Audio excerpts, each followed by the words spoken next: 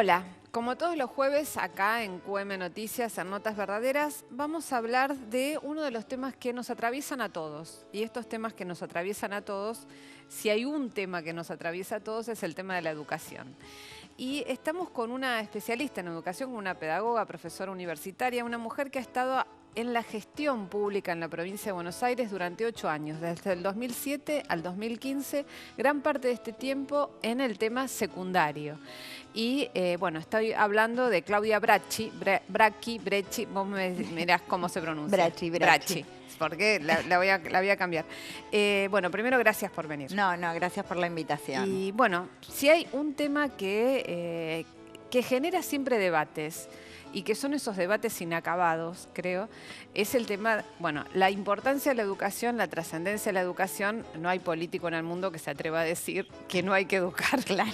Sí, La verdad que la sinceridad no llega a ese extremo. Pero sí lo que uno ve es que hay distintos criterios, obviamente, de qué significa formar.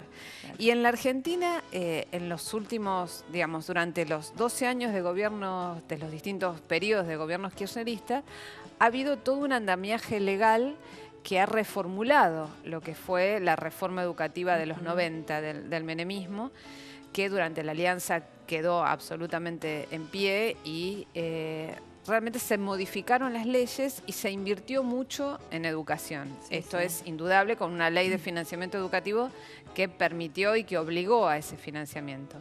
Ahora, siempre está en discusión qué pasa con la calidad de la educación.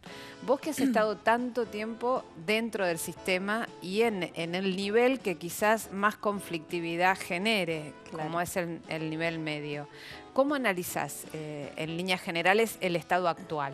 Bueno, a ver, vos señalás ahí algo que es muy importante, que es toda la nueva legislación de los últimos años. Principalmente con una ley de educación nacional que establece determinadas definiciones muy fuertes.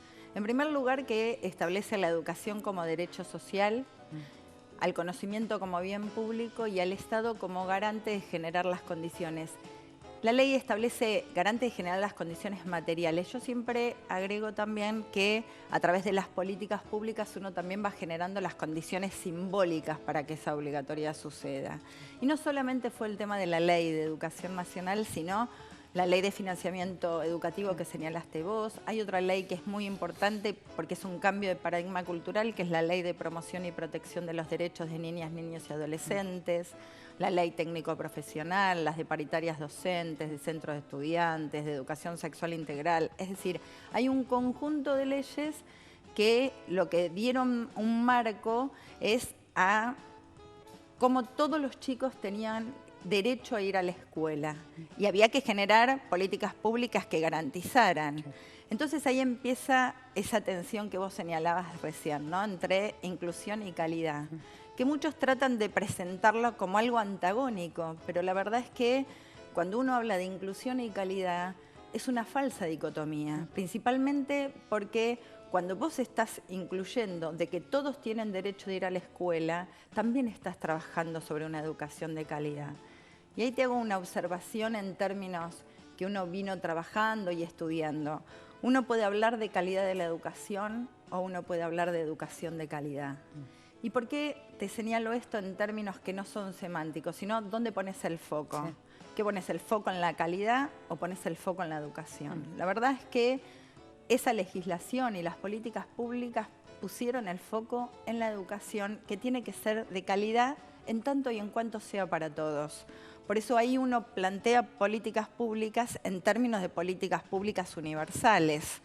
Ahora, ¿es posible llegar, digamos, lograr una calidad educativa sin una, digamos, equidad social? La verdad es que, en primer lugar, yo definiría que cuando uno plantea los temas educativos y los proyectos educativos, no son proyectos aislados del proyecto político que se lleva adelante.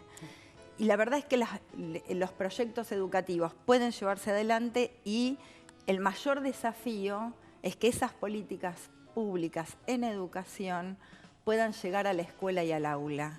Porque pueden ser muy buenas políticas públicas, pero si no llegan a la escuela y al aula, no se cambian las cuestiones que, de hecho, hay que generar en la escuela. Es decir, que todos vayan, que todos aprendan. Por eso cuando uno dice inclusión y calidad, la verdad es que uno quiere que vayan todos a la escuela, pero que accedan al conocimiento, porque es en el aula donde se dirime los procesos de inclusión. Vos podés generar políticas que acompañan los procesos de obligatoriedad. Ahora, el lugar central donde se discute la inclusión es en el aula y tiene que ver con la enseñanza. Por eso es tan importante el lugar de los docentes, porque somos los docentes los que generan esas condiciones para que los estudiantes se apropien del conocimiento. Ahora, uno puede tomar distintos caminos. Uno puede tomar el camino que sus clases sean para los que te siguen, o uno tiene que desafiarse a que ahora todos tienen que aprender. Cuando uno dice todos, es todos. Okay. Los que tienen historia y más en el nivel secundario, como me preguntabas. Los que tienen historia de ir a la escuela secundaria, pero los que no la tienen. Okay. O que no tienen ese mandato familiar. Por eso el cambio también en términos de obligatoriedad no solamente es pedagógico, sino también es cultural. Okay. Porque nosotros como docentes nos interpela nuestra propia práctica. Antes tenías determinadas estrategias que te daban resultado, pero bueno, ahora con una diversidad de trayectorias educativas de los estudiantes, interpela tu propia formación docente, tu propia práctica. ¿Cómo haces para que ese conjunto de estudiantes con quienes vos compartís todos los días en la escuela estén, se queden y aprendan? Ahora, justamente eso, ¿es posible definir un perfil del estudiante secundario o es tan variada esa gama? ¿Y qué pasa si es posible en el sistema público y en el sistema privado? Si hay digamos, un estereotipo, valga si se quiere el reduccionismo, que sí. Te pregunto. No, mira, en términos de los jóvenes y la escuela secundaria, la verdad lo que hay que decir primero es que la escuela secundaria surgió en otro momento histórico y en otro proyecto político y estaba destinado a una parte de la población. Claro, era absolutamente y entonces excluyente. Era excluyente. Claro. Y sabés que hay una matriz propia de la escuela secundaria que la selección es constitutiva. Por eso hasta la propia organización institucional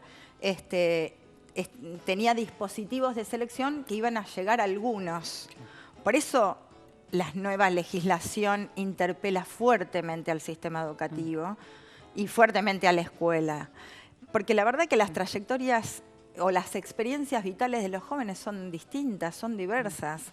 Principalmente porque hay jóvenes que por ahí tienen que ayudar en el sostenimiento familiar y entonces tienen que ir a la escuela.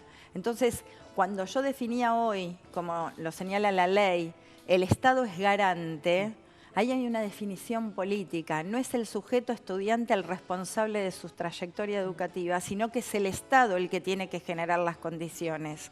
Y si es el Estado, la escuela tiene que ir cambiando en términos de cómo garantizarle a todos, con sus propias historias, que puedan ir a la escuela a aprender. Y es ahí donde me parece que es uno de los ejes centrales.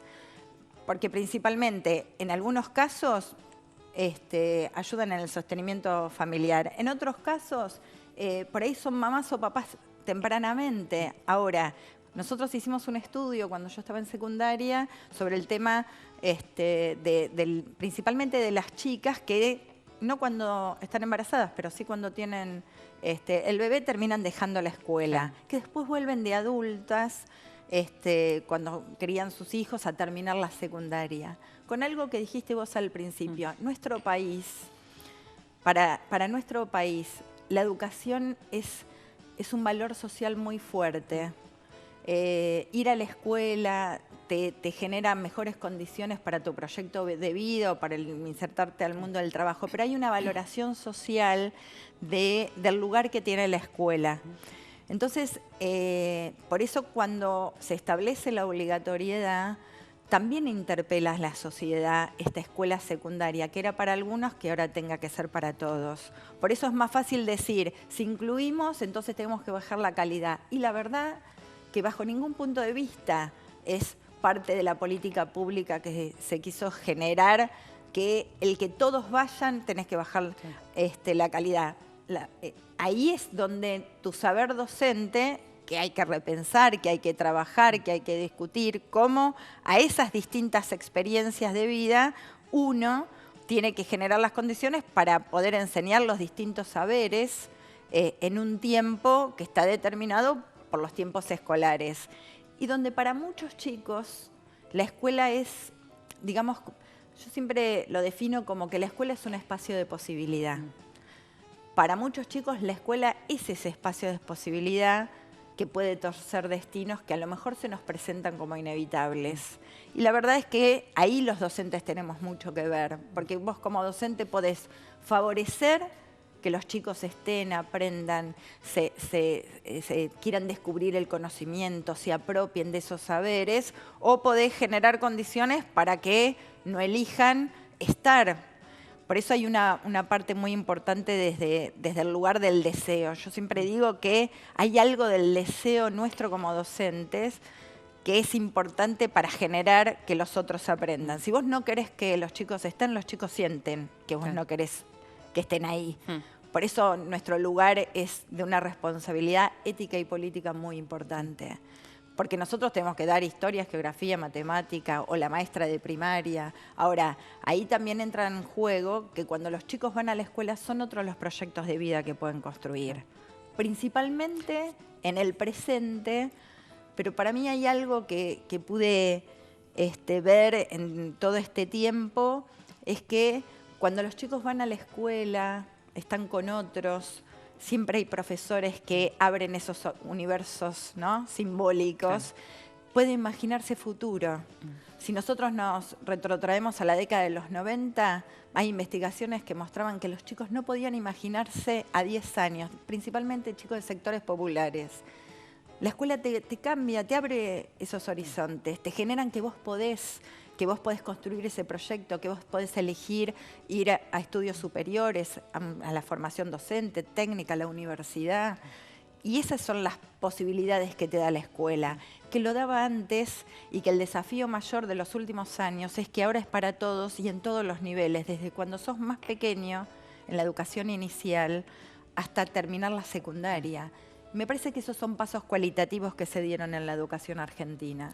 Ahora, ¿qué decís cuando te dicen, bueno, está bien, la Argentina tiene una tasa de educabilidad muy alta, digamos, sobre todo en la primaria, que es prácticamente el 100%, en la secundaria empiezan muchos, pero no termina ni uno de cada dos no termina el secundario. ¿Qué decís frente a eso? ¿Qué pasa con el tema del abandono? Porque uno lo que ve frente a eso es que es como que trasladan a la educación la lógica de la mano dura en el tema de seguridad, ¿no? Entonces, bueno, hay que volver a la repitencia como herramienta para disciplinar y bueno, si no terminan porque no pueden, porque no les da la cabeza. No lo dicen en estos términos porque políticamente no es correcto en el siglo XXI, pero es lo que terminan pensando en definitiva. Ahora, hay un dato concreto que es que hay mucha deserción, mucho desgranamiento. ¿Qué pasa con eso? ¿Cuál es la gran dificultad que tiene el sistema en lograr que lleguen a cumplir la totalidad del ciclo a pesar de la obligatoriedad que estipula la ley? Sí, lo primero que ante tu pregunta, por ahí me surge compartir es que los tiempos de obligatoriedad todavía son breves. Digo, la ley es del año 2006, recién son 10 años. Y si uno mira los datos, y te voy a decir los que tengo más presente, que son los de la provincia de Buenos Aires. Bueno, que es casi la mitad del sistema educativo del país. Es el 40%. ¿No? El nivel secundario de gestión estatal tenía aproximadamente 3.000 escuelas secundarias de gestión estatal, de las cuales 2.200 escuelas tenían ciclo básico, es decir, primero, segundo y tercer año, y solo 647 tenían ciclo superior, cuarto, quinto y sexto. Es decir, la propia estructura del sistema educativo era desigual. Claro, estaba pensada para que dejaran en el Entonces, primer ciclo, digamos. Exactamente. Entonces, el abandono parecía como Natural. y como parte Buscado. constitutiva. Claro. Y la verdad que en el 2015 cerca de 2.000 escuelas ya tenían ciclo superior para que aquel que empezaba el primer año pudiera garantizarle el Estado la continuidad hasta sexto año. Eso por un lado. Esos ciclos superiores que se crearon en las escuelas de 6 años principalmente eran los barrios alejados, en las zonas rurales y de islas de la provincia, donde el Estado ahí lo primero que garantiza es que tengan un lugar donde terminar. Obviamente que los datos que vos señalás son así, el abandono era parte constitutiva y en los últimos años el tema de la repitencia. Es decir, abandonaban menos, pero repetían más. Ahí hay dos análisis para hacer.